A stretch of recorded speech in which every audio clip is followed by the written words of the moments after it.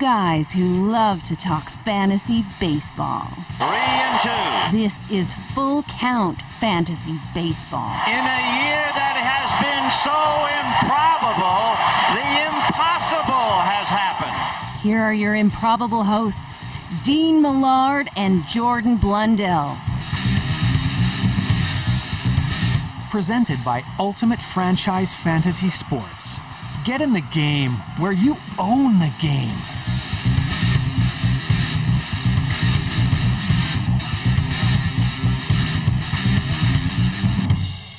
All right, here we are, episode 4, Full Count Fantasy Baseball, presented by Ultimate Franchise Fantasy Sports and broadcast proudly on the Ultimate Fantasy Sports Network. My good friend Jordan Blundell, the head coach of the Edmonton Prospects, and, of course, the AGM, and a full-time fantasy baseball guru, as I like to say. Even in the dugout, game on the line with the Prospects, you are thinking about your lineup the next day and that night, aren't you?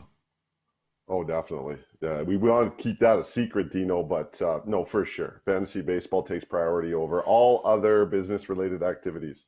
And life in general, really. You know, first thing we do is we check the scores and the waiver wires. And you know what? Usually we're doing this show looking ahead to the games that are starting at 11 o'clock our time in the Mountain Time Zone, but we got some early games today. We got some doubleheader action going in Major League Baseball. So, as I always do, I have a question for you at the start of the show. This is a serious message. Peace and love. Peace and love. And we say this with all kinds of peace and love. So my question for you, we've got the early games.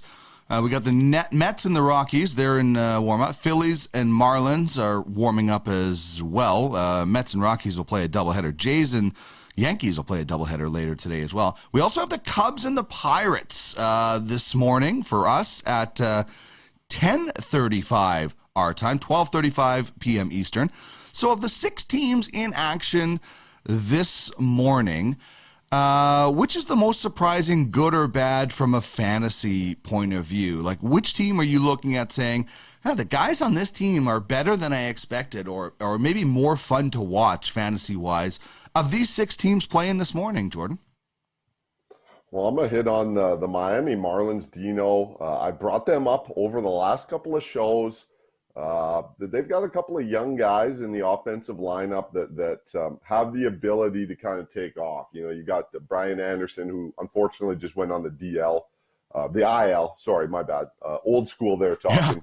Yeah. They've got young pitchers. The Rogers kid has been unreal so far. I think he's in the Cy Young early season talk in the National League.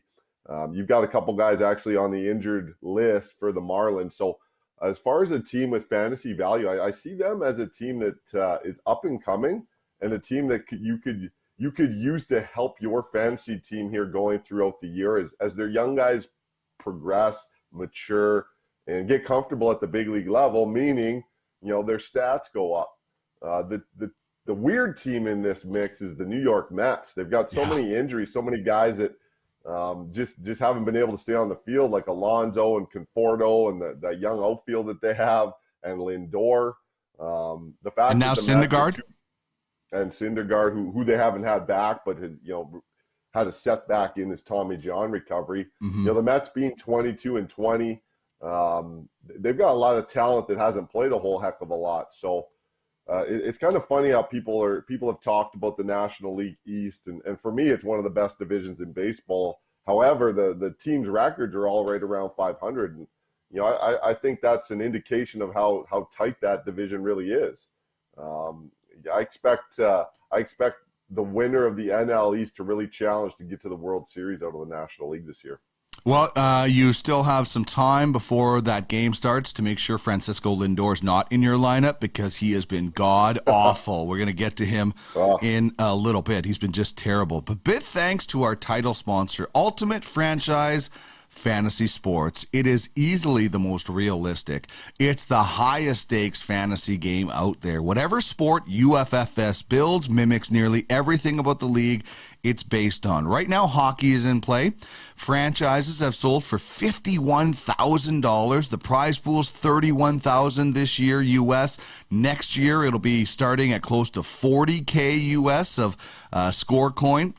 And yes, folks, baseball is on the way. The Ultimate Fantasy League Baseball is going to be the next best thing to owning an actual Major League Baseball team. And we're going to find a way to get the actual players involved in this, because they're going to be NFTs. And it's a chance to own a player NFT, as they're not just fantasy players. Get all the details, www.uffsports.com, and get in the game where you own the game. This is what we have as our starting lineup today. We're going to get to the headlines in Major League Baseball. We've kind of hinted at a few of them already with injuries and struggling guys. Jordan's going to tackle some of the best bullpens in Major League Baseball. I'm going to throw Baseball Thunderdome at him. That's where he chooses one player from the two that I'm giving him. It's National League outfielders this week. That's your hint. Waiver Wire wins is exactly how it sounds. Jordan will go through the top three in a division. We'll take a look at some prospects in Prospect Peak, and in Rule Your League, we'll give you, either a rule to live by or a rule that might just make your league a whole lot better, things like that. Or you as a fantasy player could make better. And here are the ways that you can get in touch with us. You talking to me? You talking to me? You talking to me? Then who the hell else are you talking? You talking to me? Well, I'm the only one here. All right, on Twitter, at Duck Millard, at Jordan Blundell 4. You can email us, fullcountfantasybaseball@gmail.com. You can get Ultimate Fantasy Sports Network at UFSN at uffsports.com. And you can check out the websites fullcountfantasybaseball.ca and uffsports.com is where you can get a hold of us. And you can get on to us right now on Twitter, at Duck Millard, at Jordan Blundell 4. I'll be monitoring any questions that people might have for us, comments, smart remarks. I'm sure there's a few people that have some of that going on out there. But anytime you want to get a hold of us, we're right there on Twitter, and we're checking the Twitter handles during the show. Okay, my man, let's get to headlines right now. And I could have used Marcell Ozuna here. I could have used Noah Syndergaard. I chose Bryce Harper because he's the latest big star that keeps falling. He of the Phillies now on the shelf, a bruised left forearm. It's retro to Sunday, and this could just be the Phillies saying, you know what, Bryce, you need a break. Obviously, things are not going well, because he's 0 for his last 16. Now, having said that, he still leads the Phillies in a bunch of offensive categories and has a 900 OPS. So it tells you how good of a season he was having, but it has been delayed, unfortunately. And as I said, Marcell Ozuna, he's out 6 weeks with a finger injury. Noah Syndergaard, as we talked about, of the Mets, setback in his return. So the story of this year is no hitters and no stars, because guys are constantly being banged up, and it's unfortunate. Not unfortunate, Fernando Tatis Jr., an RBI machine lately. A grand slam on Sunday. He had 6 RBIs in that game. In the last 7, he has 13. Now, he only has 28 on the year because he's down about 60 at-bats due to injuries, but in any kind of a points league, he's got to be a points-per-game beauty right now. And then his teammate, Mr. Musgrove, almost unhittable again. In 2 starts, he had a win, a quality start, 0 earned runs, 17 Ks, and 11 2/3. He already has 1 no-hitter this year, and he only gave up 3 hits in 2 starts. He would have went longer on Tuesday, but ran up the pitch count in the 5th. They took him out, so he gets a no decision. But 76 Ks has him tied for 7th in the league, and an ERA below 2.30, a whip sub 0.85. So, Musgrove has been the kind of the great story of that pitching staff. We talked about Blake Snell last week. Musgrove is kind of picking up the slack. And somebody's got to pick up the slack for Francisco Lindor, struggling mightily under the weight of that contract. His signing bonus makes him making over $43 million this year. 10-year, $341 million deal signed on the night of the season. I traded for him in the offseason. He has been horror-awful. Jordan, horror-awful this year. 5 hits in his last 29 plate appearances, 1 RBI in his last 7 games, an OPS of 565. He's not even walking either. There is almost 0 fantasy value from him right now, and I stopped putting him in my lineup. I got Dabby Swanson. He's the shortstop I'm going with right now because Lindor has been awful. I'm not saying he's going to be that all year, but right now he has been maybe the worst fantasy player this year as far as what expectations might be. And Juan Soto hasn't been great, but it's time to buy low on Soto. Feast or famine with him. In his last 10 games, he's been over 1,000 OPS 5 times, under 500 5 times. If you have room for a superstar, I'd be sniffing around whoever has him in your league. Maybe they're frustrated with him, or maybe they're out of the race already. But buy low on Soto is my final piece of advice on headlines today. So what are the things that grabs your eye, your ear, or your attention out of those 5 headlines today? Now we'll jump on Bryce Harper 10-day IL. I've got Bryce in one of my keeper leagues. I made a deal like 3-4 years ago, gave up a bunch of draft picks to get him. He's been solid for me, Dino. But I'm going to back up Bryce Harper on the character side. He's been playing hurt. That 0 for 16 is a star player dragging himself onto the field to try and help his ball club in a very tight National League East. So as far as fantasy value, he's provided me nothing recently. However, as a fan of baseball, Dino, I love what Bryce Harper brings to the Phillies. An important part of that clubhouse, that team. And he's fun to watch when he's right. He's had a little bit of shoulder issue. He got hit in the face with the fastball. He's trying to play the next day. This bodes well for the Phillies to have that kind of a guy, be that kind of a guy for that ball club. So him going on the IL, I think, is the right time. Get it done right now. Give him some time to get that body right, because he's a potential top 10 fantasy player, but in reality, he's a guaranteed top 30 type guy. So get him healthy, Phillies. It's a good move right now. The next headline I'm going to touch on, Dino, is Francisco Lindor. Oh, geez. Horror awful. OMG on this. I love how you put that, Dino. Horror awful is right. At this point, I'm like, is he hurt? Is there something wrong? Because, even watching him on Sunday Night Baseball there a couple of weeks ago, you can see it in his face, his body language. He's trying to put on the brave face, Dino, but he is defeated. He might as well be hitting right-handed, left-handed. I mean, he's a switch hitter. It doesn't matter. He could go righty, lefty. He could hit standing on his head. It is not happening for him right now. He is the worst fantasy baseball player to date this year. Yes. And that sucks because he's such an energy guy, such an exciting player. He's a top 10, guaranteed top 30 type guy. So right now, to see what he's going through, it just reminds me of back in the day before fantasy baseball got really huge, Dino, the Derek Jeter. Remember Derek Jeter went like 0 for 38 or whatever it was? Right. And then the Boo Birds were out in New York. It was like really the only time he ever struggled in his career.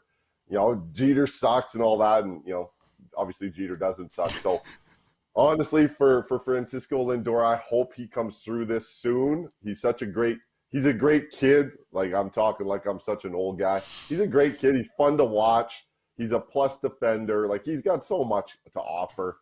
I hope he turns it around because the Mets need it, and frankly, Francisco Lindor is too good a player for this to continue on much longer. So yeah, let's get it fixed, Francisco. Come on.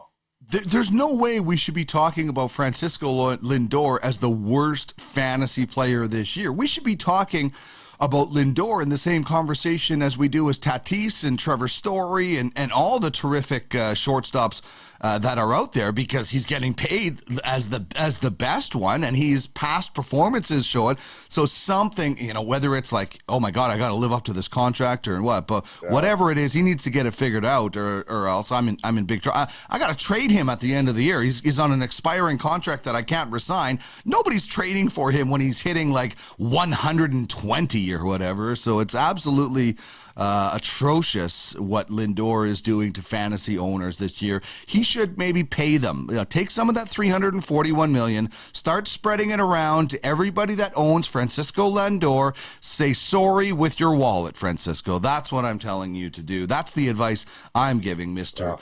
Lindor. All right, take us through what you got for the best of bullpens today, my man. All right, I love talking bullpens, Dino, so this is a great segment. So I'm going to hit on the top non-closers of the past 14 days. A couple of these guys, if not all three, could be available in your league. You got a couple of former Blue Jays there. Daniel Hudson had a short stint with the Blue Jays. He's been on fire, Dino. Like, this is production out of the bullpen. 7 1/3 innings, 11 Ks. He's picked up a win. 7 holds. So every time out, he's held the game with a 0 ERA. I'm not sure. I'm no mathematician, but I don't think you can do any better than that. Then we got Ryan Tapara, a longtime Blue Jay. He's dealt with some arm issues here recently, but he's back, baby. With the Cubs took him. He is rolling. 8 innings pitched, 12 Ks, 4 holds. Again, a 0 ERA. And a .14 whip. So, you know, nobody's getting on base in 8 innings. One guy's got on base. So that slider must be really devastating right now with a fastball command. And he's been available in a couple of the leagues that I'm tracking. So both Hudson and Tapara could be a pickup. And then we've got a guy that I've had this year. And actually, full disclosure, I've picked up Daniel Hudson in one of my leagues. And he's still rolling. TJ Antone. TJ Antone is a guy that is a potential big strikeout guy, you know, as evidence, 8 2/3 innings over the last 14 days. He's got 11 Ks, and he's kind of a swingman with the Reds bullpen. They mix and match, similar to what the Tampa Bay Rays might do. He's got a save. He's got 2 holds. He's got a 0 ERA. Man, 0 ERA over 14 days, that's pretty solid. You know, the life of a reliever is not easy. You know, pitching every other day or going 2 days in a row with a day off and then going back, or sometimes, you know, guys get extending 3 days in a row. It's not easy to get up and down like that, Dino. And these 3 guys as non-closer reliever options in your fantasy league have been dynamite. So I'd get on that waiver wire, see if they're available here going into the weekend, and look to bolster your bullpen with a couple of guys that we've just named. Well, I'm going to have a little bit about bullpens a little bit later on in Rule Your League. So I think that's great. We get so focused on saves when it comes to relievers. And, you know, the beauty thing about the Ultimate Fantasy League Baseball when we get going is, you know, you're going to have your 9 position players. You're going to have a DH. You're going to have your 5 starters. You're going to probably have 5 relievers per night that you're going to be able to start. And you're going to be working in middle relief guys because it's exactly what Major League Baseball is going to be like. And we want to give value to those relief pitchers because just like we're going to give value to O-linemen in football, they are very important. Relief pitchers are massively important. So everything is going to be the same. So I love that you pointed out some guys with some holds or just some minuscule numbers that can can help your ERA, and that's what I'm going to go with a little bit later in Rule Your League. So I think that's great to, and I love that we highlight the bullpens, because like I said, so many quote-unquote fantasy leagues only focus on saves and sometimes holds and things like that. So I love that our league has holds in it, and it allows you to just bring in so many different players. So bravo on that, and your reward for that is this. Welcome to another edition of Thunderdome! You be cocky and arrogant, even when you're getting beat. 2 men enter, 1 man leaves. Prediction? Yes, prediction. And right now, I've got 2 men. It's serious.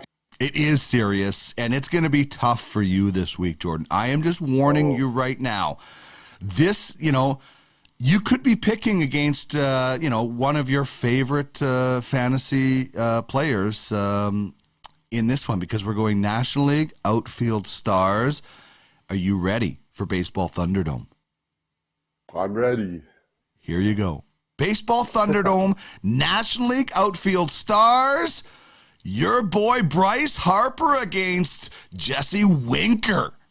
Who are you taking between Baseball Thunderdome, between Harper and Winker? You know what, Dino? I look at this as a long-term play, and I made a deal a couple years ago, put the franchise on my boy Bryce Harper. I go Bryce Harper here, Dino, and it's tough to do at the current moment because of what Winker's doing, and Winker's kind of flirted with these kind of numbers over the last year and a half, 2 years. I love the lefty bat. He's a huge presence in that batter's box. Tough to pitch to. I mean, he's got all the makings of a fantasy stalwart, fantasy keeper. But I'm going with the history here, and Bryce Harper with the MVP, with the consistent top 30 fantasy value year in, year out. You're just waiting for Bryce Harper to make it click again and end up picking up another MVP or 2 here throughout his career. And he's entering his prime right now. He's late 20s, and he's really shortened his swing. So, Dino, that for me is an easy decision. Now, if you asked me this in a year or 2, Winker might have come up by then and taken the mantle from Bryce Harper. But as it stands right now, I'm going Baseball Thunderdome, 2 men in, 1 man out. I'm taking my boy, Bryce Harper. That's really interesting, because I'm going to make you a bet right now. I bet you, when all is said and done, Jesse Winker has more MVPs than Bryce Harper. The way Winker is crushing the ball and coming up, he is going to be one of those guys. He's not as highly touted as Bryce Harper. He is, not the first overall pick like Bryce Harper. He doesn't have the pedigree and the sort of the big, massive stats. He was a first-round pick, but I'm saying Winker is going to end up with more MVP awards, and he hasn't even been nominated for anything. But this is a guy who is just absolutely crushing the ball. He has never had like a 90 RBI season. He has, never had the gaudy home run numbers, but it is coming. I'm watching a lot of Reds games. You kind of got me excited about the Reds a couple of weeks ago. So that's me being bold. That's my bold prediction, is that, and listen, taking Bryce Harper over Jesse Winker is not a dumb decision by any means. I'm just saying, I think as this goes, Winker is going to outplay Bryce Harper. And you know what? They could end up both being Hall of Famers, right? Like they're both on a terrific trajectory. Harper has just done it for a little bit longer. Well, I think a little bit longer, being like 6, 7, 8 years longer, is quite significant, Dino, here. I can't believe you're saying Winker's going to end up with more MVPs than the guy that's already got one. He's only got one. It's not like this is Gretzky we're talking about. He has 1 MVP, and frankly, he should have way more MVPs. Bryce Harper, honestly, I think has underperformed for the amount of hype that he had. And listen, the hype isn't his fault, but when you are a number 1 pick, it's the same thing in hockey. Mark Scheifele has outperformed Ryan Nugent-Hopkins, and Ryan Nugent-Hopkins went first overall. I think as the years go by, Winker's going to have more MVPs. It's not going to be terribly hard. Harper only has 1. It's not like he has 7. Well, he's got to get one first to have more than Bryce Harper. Maybe he'll get it this year. You don't think Jesse Winker could be the MVP this year the way he's playing? Yeah, you know what? He's in the mix, man, and Harper is being banged up, so it's going to be tough for him to get into that consideration if he doesn't play enough games. So by the end of this year, Dino, you might be onto something. He might be tied. He might be tied at 1. And if you're not first, you're last, right? So we'll see. They'll be tied for first. Yeah. All right. Well, it'll be a good thing to watch for the rest of their careers, and particularly this year as well. So that's Baseball Thunderdome. Winker versus Harper, and Jordan going with his boy Bryce Harper. Fantasy or Full Count Fantasy Baseball is part of the Ultimate Fantasy Sports Network, your one-stop fantasy sports shop. We are building something unbelievable. You will want to be involved if you have a fantasy sports show, daily, monthly, weekly, whatever sport. If it's about fantasy sports, we'd love to chat. Email us, ufsn@uffsports.com, and get in the game where you own the game. All right, let's jump to the waiver wire now, and we'll talk about a couple of waiver wire wins. I think if you're smart on the waiver wire, man, you can trade away picks. You can get aggressive with some draft picks if you're confident that you can find guys to fill in. You're probably not finding those AAA superstar, not AAA baseball, but like top shelf 3A superstars like the Winkers, the Harpers. You're not getting those guys, but you could get guys to kind of fill in the gaps. And this is what I'm going this week. I'm going with Charlie Morton, who for whatever reason, whenever I hear Charlie Morton, I think of the old pitcher for Major League, the up your butt Joe Boo sort of guy, the religious pitcher. That's, for whatever reason, I kind of think of that guy in Major League. But Charlie Morton for the Braves, in his last 13 innings, has a .75 ERA and 17 Ks. And I picked this guy. He has over 60 Ks in the season. I grabbed him as a stream option, and then I looked a lot closer after his second start. I'm like, this is a guy I'm going to hold on to for a little while instead of just dropping. And I'll tell you, streaming guys is killing me in that prospects league. And that's something we can get into a little bit later about, do you take the chance on a guy, you stream him, and he blows up with an 18 ERA and it blows you up. But Morton is a guy that I picked up as a streamer and kept him because he's been pretty consistent. Earlier in the season, he wasn't. He was like 6 ERA, 0, 6, like one game to the next. Maybe now he's leveled it out a little bit with that Braves, who seems like they're only going with a 4 and then a bullpen start every once in a while. So what do you got going with a Rockies pitcher of all people? Well, I think you've identified the 2021 Dean Millard version of Mike Fiers here with Charlie Morton. That's right. Your guy. He's I had him at the start of the year. I drafted him in one of my leagues, and I couldn't deal with the unevenness. Like you said, Dino, I hope for him and the Braves, he is leveling off. He's proven commodity, and he's a guy that's got it done in the playoffs. So that's kind of why the Braves picked him up.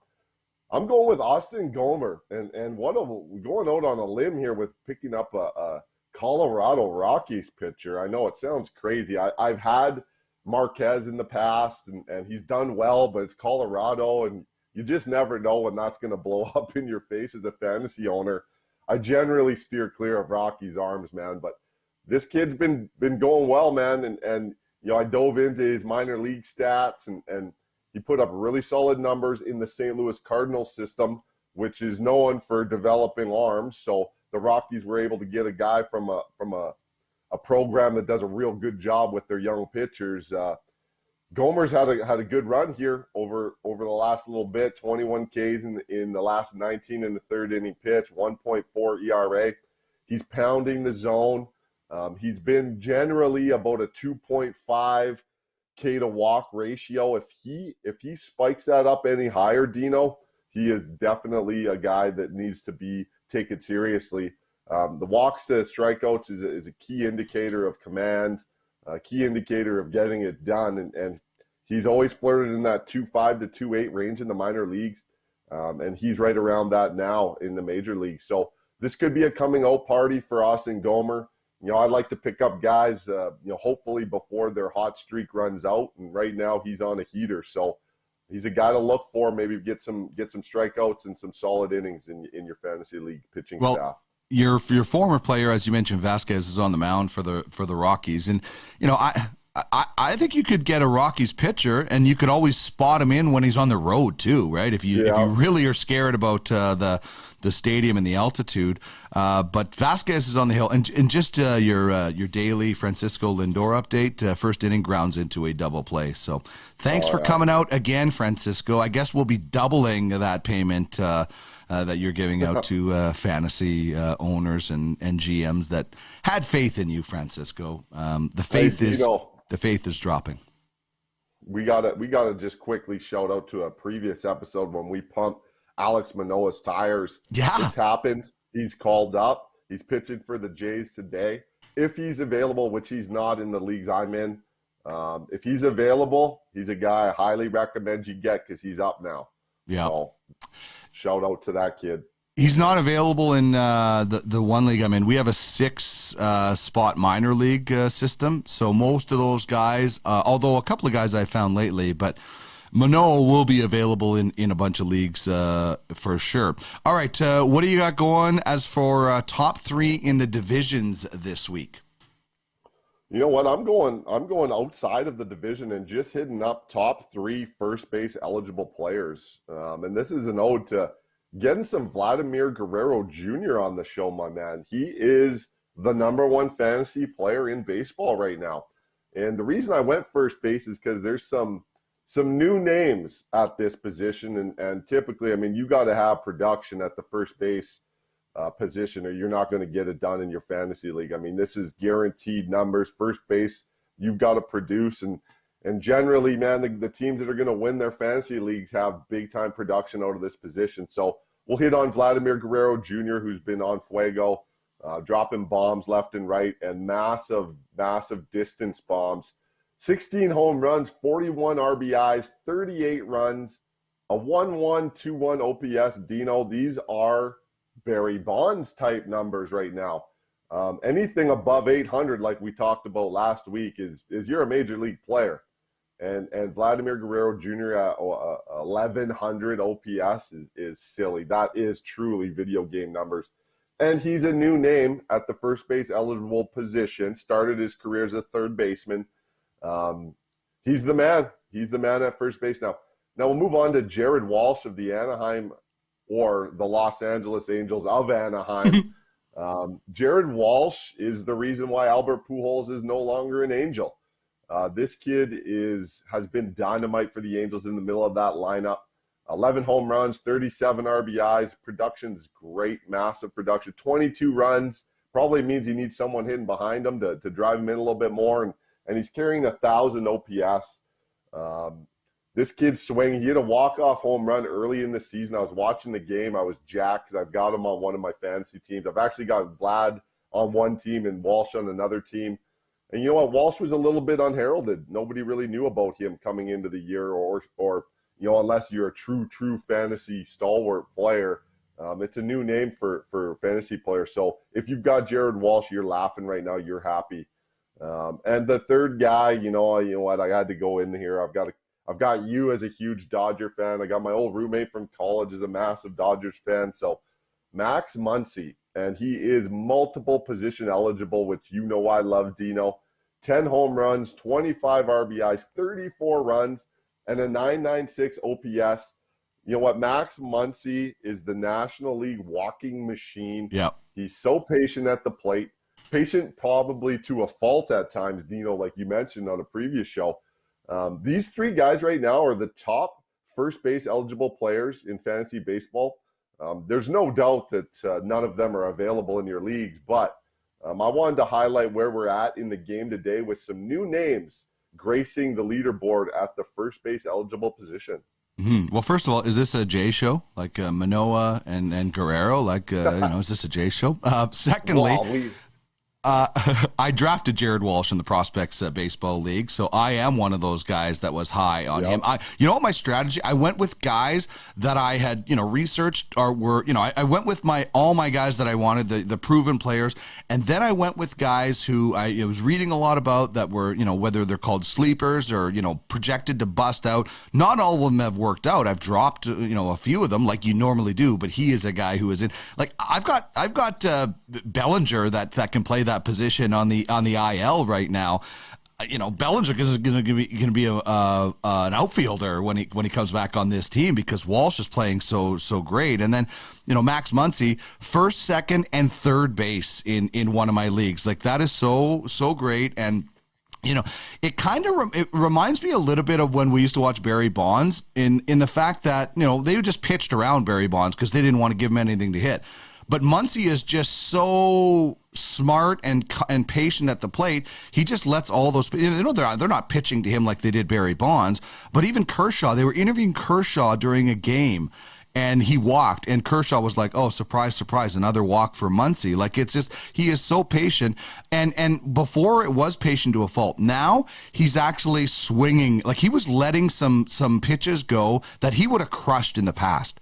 For whatever reason, now he's swinging at those pitches and he's going as you see. But Vladimir Guerrero Jr., my goodness, like he is ripping the ball like he did in Double-A a few years ago when he was just rising up the ranks. I mean, I'm not usually a big Blue Jays guy, but I'm tuning in to watch Vlad hit the ball these days. Like it's fun. It's fun to see young players crush the ball with so much enthusiasm. Like I was watching the Braves Red Sox game last night that was going till like 1:30.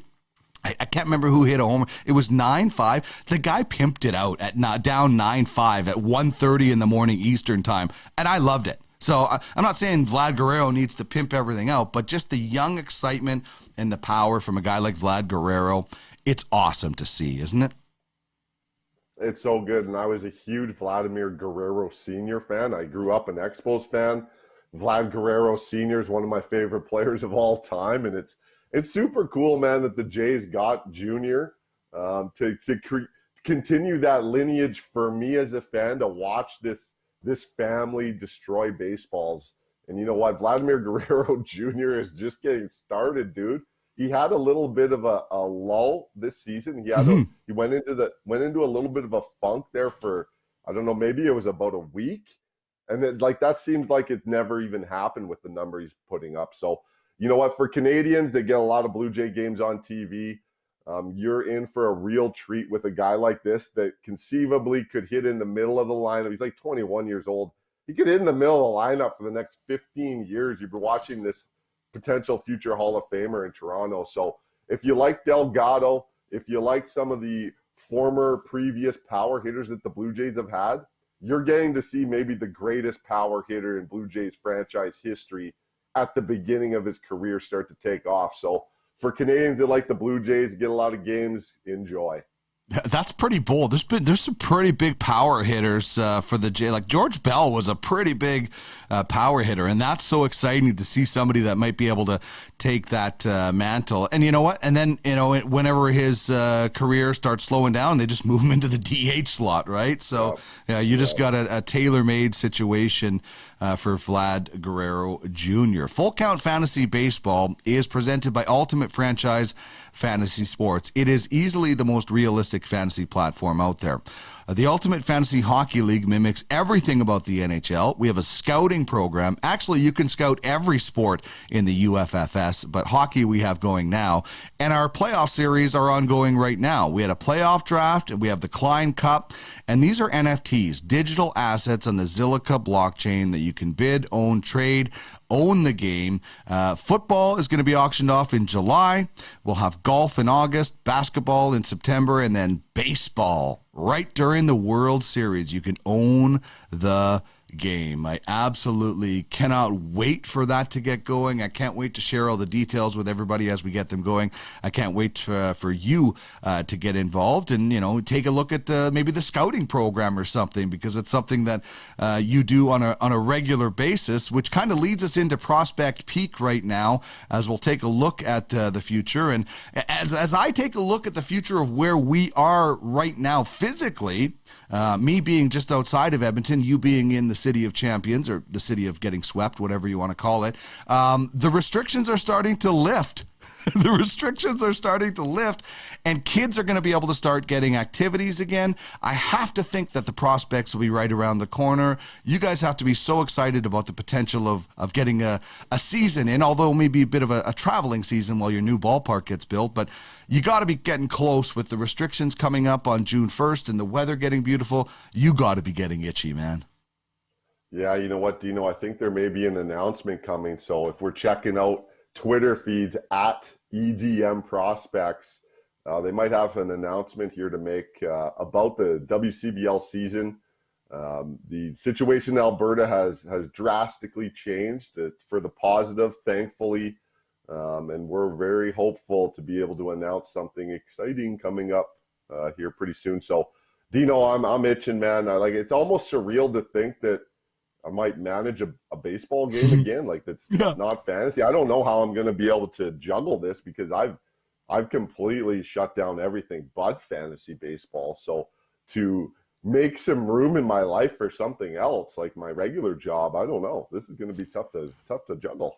Just remember, there's 3 outs in an inning, so don't come off the field until there's 3 outs. That's the cardinal sin for baseball players that always end up on the blooper reels, where they start heading in with 2 outs or something like that. So I'm excited about that, and fans in Edmonton need something to think about right now, because the alternative after that Jet series isn't good, so they need baseball to take their mind off of it. And who better than the prospects to do that? So my prospect, speaking of fantasy baseball, that I'm going with this week is Jesus Sanchez. You kind of talked about the Marlins a little bit. He's a Marlins outfielder, and there's been nobody hotter in AAA in this first month, hitting .449. He was hitting .510. He went 2 for 4, and it dropped. That's how good this guy was. 1.364 OPS, and crushing the ball as well. Has 3 triples.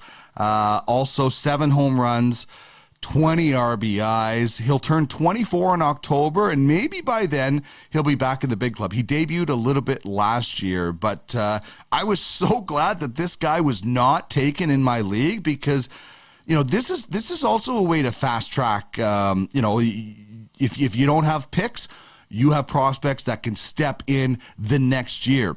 Baseball's tricky sometimes. A guy gets drafted, he goes back into the draft, sort of thing, or, you draft a guy and you're waiting 3 or 4 years. If you can latch onto those guys in free agency or however a trade, and predict that a guy is going to be in that starting lineup next year, well, that's just as good as a draft pick, in my opinion. So tell me about the Tampa Rays, who seem to be a prospect factory, do they not?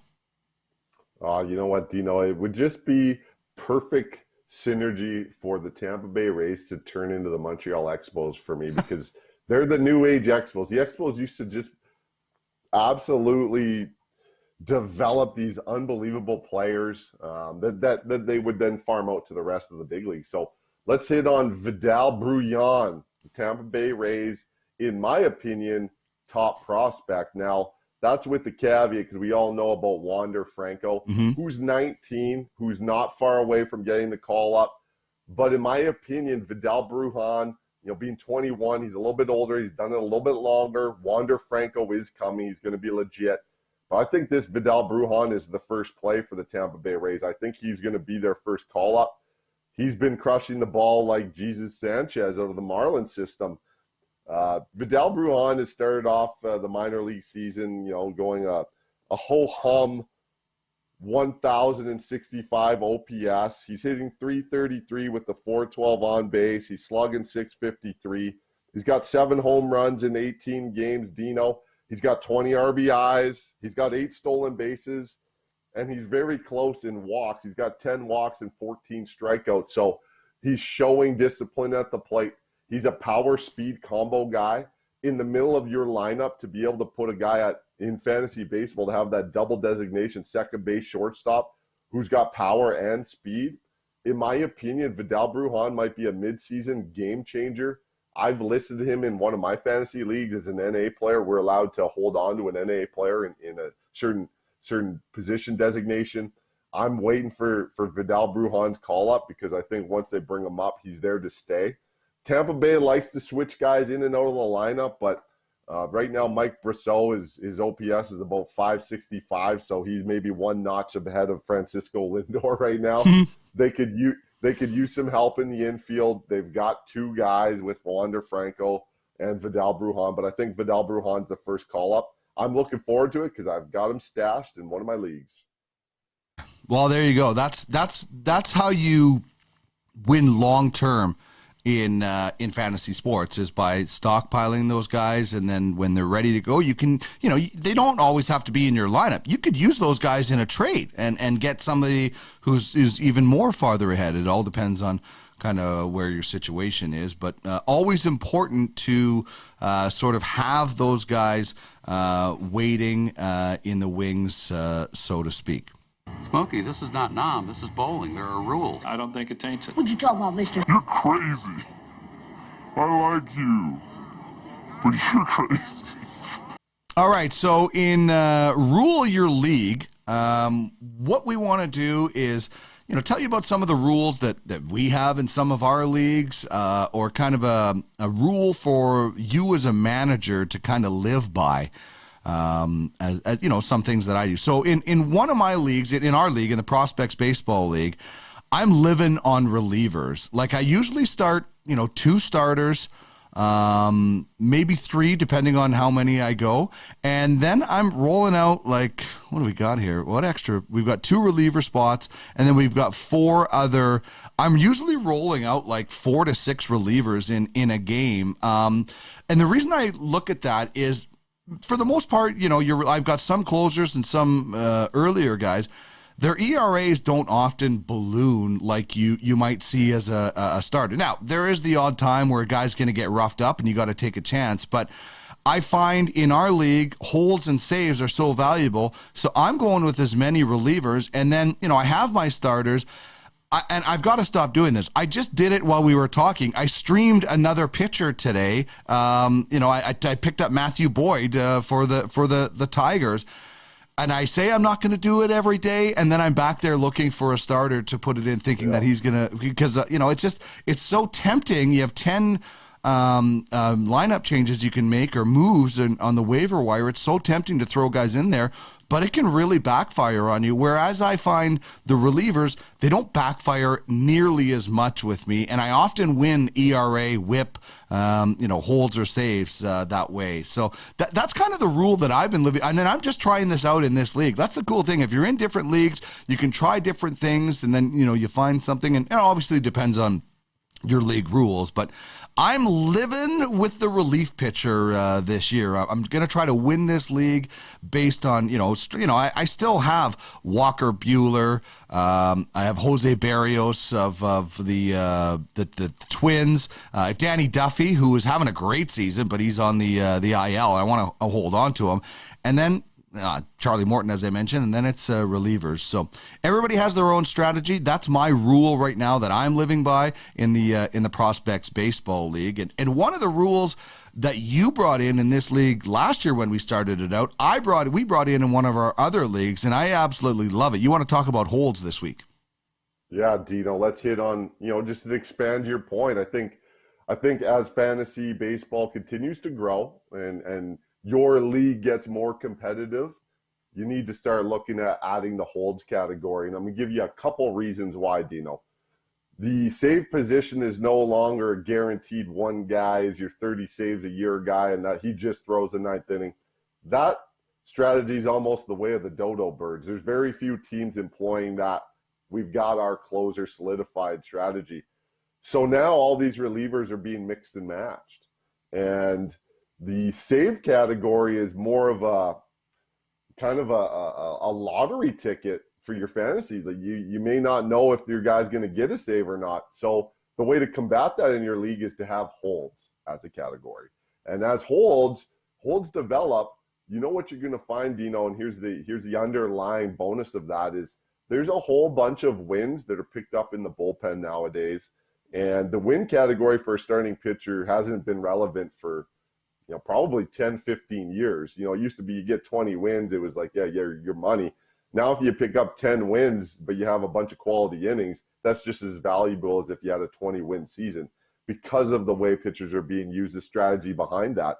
So moving forward, I think all leagues, you should consider, if you're a serious fantasy baseball league, in adding holds as a category in your league for the reasons I just mentioned. And then, you know what, Dino, it brings in a whole new set of strategy with the waiver wire and how many guys you're picking up and when you're looking to pick guys up.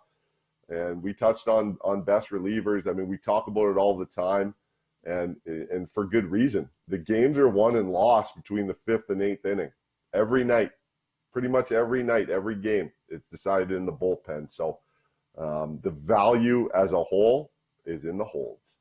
I am totally with you on that one. I think that is just such a it just brings in so many more players, and that's the great thing about fantasy is you want to bring in as many different guys and involve as many different guys. That's why the Ultimate Fantasy League Baseball is going to be so amazing, because we're going to involve so many different players. So I don't know. I just tried to pick up another pitcher, and our league won't let me. I tried to drop Dane Dunning and pick up Dylan Cease, and it's not letting me do it. So I don't know if you're controlling some strings back there while you're talking and just messing with me. But Commissioner, can you? I'm going to jump on and pick up Dylan Cease here right now. I knew it. I shouldn't have said it. I should have said it was Mike Fiers. Then you would have went after him for sure, right? So. All right, that's going to wrap things up for us for another episode. This has just been absolutely so much fun. I love talking fantasy baseball. I can't wait to actually get out and watch you dancing on the third baseline. I mean, the guy who pitched against the Dodgers, I'm trying to think of who it was last night that I watched. He had the weirdest shuffle. It reminded me of Johnny Cueto, as you were talking about before. So I want to see your dance moves on third base in an actual game this summer, and then maybe we'll get some video and we'll let everybody see it here on the show. But thanks so much, man. The sun is shining out. I might have to get out and have a catch today with somebody. Maybe Trish will be. She'll be like the back catcher in Bull Durham. What was her name? Nuke Lelouch was catching it. Yeah. So Trish will be the catcher, and I'll be the pitcher, and we'll have some fun, and we'll all get out and play, watch some baseball, and continue with our fantasy. So thanks so much for joining me as usual. I do have one piece of advice for everybody. Actually, you know what? We haven't got to weekend watch, actually. So I'll quickly tell you, you know what I'm watching. Giants-Dodgers starts tonight, but you got Buehler, Urias, Kershaw this weekend, Friday, Saturday, Sunday. So I'm just going to put my Do Not Disturb on here on my phone so nobody bothers me this weekend. So I'll be watching Giants-Dodgers. What do you got anything going on this weekend that you're going to be watching or doing? You know what, Dino? I can't get enough of the Oakland A's, man. They're my American League version of the Expos, the Tampa Bay Rays. Hopefully they move to Montreal. The A's have been doing this for years. I don't know how they keep doing it. They're just fun to watch. They keep running out good arms. They have good at-bats. They just play the game the right way. It's got a part of that Bob Melvin in that dugout managing that ball club. I'm going to be watching the Oakland A's play the Angels. I'm going to tune in there. That's a big AL West matchup. The Angels have to do something at some point. I don't think it's going to happen. I think the A's are going to handle that series. So that's what I'll be keeping my eye on. Well, they already gave the Dodgers the Hall of Fame machine because they had to make room. So, I don't know. I just feel so bad for Mike Trout and never hardly getting to see the playoffs, but we'll see what happens. Of course, Full Count Fantasy Baseball is part of the Ultimate Fantasy Sports Network. UFSN is your one-stop fantasy sports shop. Check out all the details. You can email them, UFSN@UFFsports.com, and check out the website, www.uffsports.com. All right, one more piece of advice for fantasy owners out there. You be cocky and arrogant, even when you're getting beat. And that leads us to wrapping up the show. For Jordan Blundell, the head coach of the Edmonton Prospects and the AGM, my name is Dean Millard. This show has been presented by Ultimate Franchise Fantasy Sports. Get in the game where you own the game. As we say goodbye, I would just like to remind everybody in Major League Baseball that they should be banning the shift. Have a great week in baseball, everybody.